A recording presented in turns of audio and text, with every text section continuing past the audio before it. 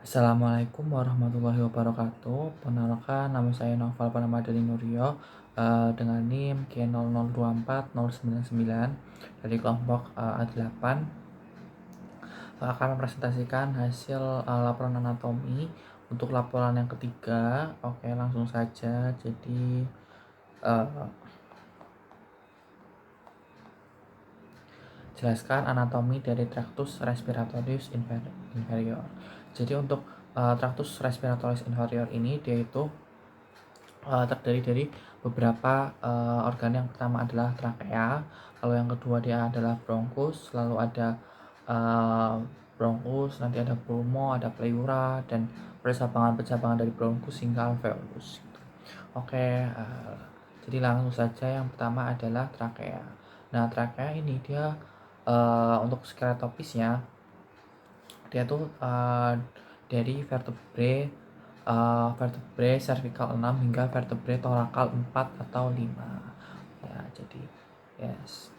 Nah, lalu untuk struktur dari trakea itu ada beberapa bangunan atau penyusun. Jadi yang pertama adalah ada cartilago trachealis. Jadi ini penampakannya cartilago trachealis yang bentuknya C.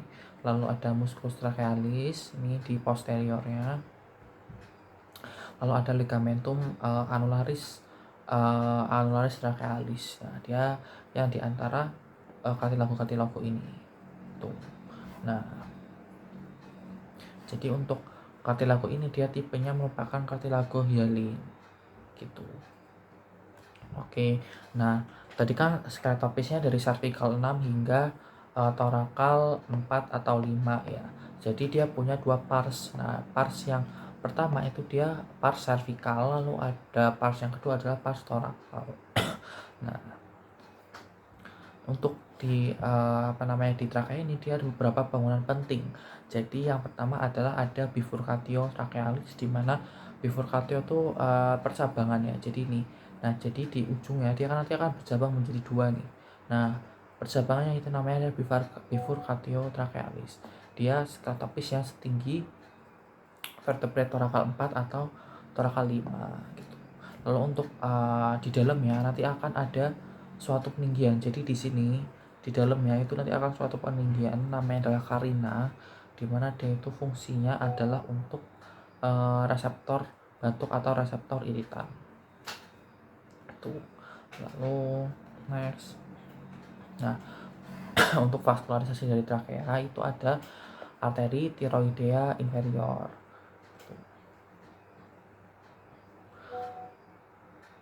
Lalu lanjut ke bronkus.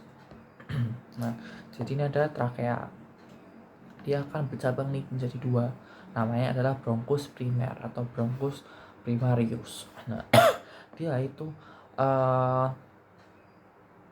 masing-masing itu nanti dia akan masuk ke pulmonya gitu. Nah, dari bronkus primer ini dia akan bercabang menjadi bronkus secundus atau bronkus lobaris. Jadi kan namanya bronkus lobaris tuh. Jadi dia menyesuaikan jumlah lobus dari pulmonya. Jadi untuk bronkus yang tester tuh dia akan bercabang menjadi 3 bronkus secundus, 1, 2, dan 3. Untuk yang sinister dia menjadi 2, yaitu ada ya bronkusnya 1 dan 2.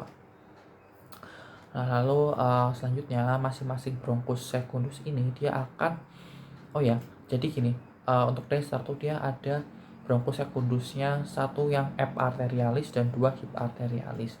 F arterialis dia itu merupakan bronkus secundus yang dipercabangkan sebelum masuk ke pulmo. Jadi bronkus itu dia dipercabangkan setelah masuk pulmo, tapi untuk tester ada satu yang dia sudah bercabang sebelum pulmo, namanya adalah bronkus yang F arterialis. Untuk yang di sini start tuh dia dua-duanya itu bronkusnya hip arterialis, jadi dua-duanya dipercabangkan setelah masuk pulmo gitu. Lalu dari bronkus secundus dia bercabang menjadi bronkus tertius atau segmentalis. Nah, bronkus tertius atau segmentalis ini dia beda-beda untuk jumlahnya. Nah, untuk pulmo yang dasar tuh dia ada kurang lebih 10 segmen. Jadi ada 10 bronkus tersius. Jadi mungkin ini 1, 2, 3, 4, 5, 6, 7, 8, 9, 10. Nah ya, jadi ini ada 10 bronkus tersius. Nah ini ada 8 hingga 9 bronkus tersius. 1, 2, 3, 4, 5, 6, 7, 8. Lalu selanjutnya ada di bronkus tersius ini, dia akan bercabang menjadi bronchiolus terminalis. Nah, bronchiolus terminalis itu dia zona akhir dari zona konduksi. Ya nanti dia bronchiolus terminalis, nanti dia bakal berlanjut ke bronchiolus respiratorius, lalu ke ductus alveolaris, ductus sacus alveolaris, lalu alveoli gitu. Oke. Next ada oh ya, mohon maaf, jadi ada tambahan. Jadi bronkus itu merupakan zona konduksi. Jadi bronkus primer, sekunder, tersier, bronchiolus terminalis itu zona konduksi. Nah, zona konduksi itu dia fungsinya untuk menghangatkan, intinya dia menyaring terus mempersiapkan udara masuk ke pulmo. Lalu zona kedua adalah zona respiratorius, yaitu dimulai dari bronchiolus respiratorius, ductus alveolaris, sacus alveolaris, dan alveoli. Fungsinya adalah untuk pertukaran gas. Jadi dia nanti akan bertukar antara karbon dioksida dengan oksigen gitu. Lalu next lanjut ke pulmo. Nah, gitu. Untuk pulmo jadi dia akan nanti ada basisnya dan ada apexnya. Untuk apex itu dia berarti yang lancip ini dia di atas, lalu ada basis. Ini basis. Nah, untuk basis itu dia nanti dia akan berbatasan dengan diafragma di bawah. Itu untuk apex itu nanti dia menonjol, jadi dia keluar dari kosta 1 gitu. Nah, untuk paru itu dia atau pulmo dia punya dua fasies, yaitu ada fasies yang menghadap depan, jadi dia fasies costalis. Dia nanti akan berbatasan dengan costae costae, lalu di belakang itu ada fasies mediastinalis. Nah, untuk fasies mediastinal berarti dia berhadapan dengan mediastinum. Itu. Lalu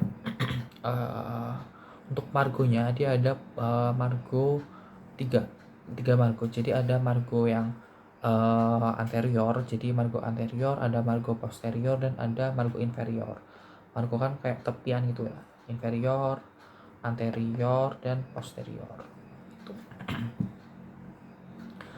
Lalu lanjut ke jadi untuk sini dia udah ada 2 pulmo. Jadi ini adalah pulmo yang dexter, ini adalah pulmo yang sinister.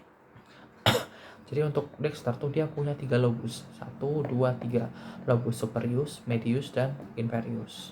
Untuk yang sinister dulu dia cuma punya 2 lobus, lobus superius dan lobus inferius.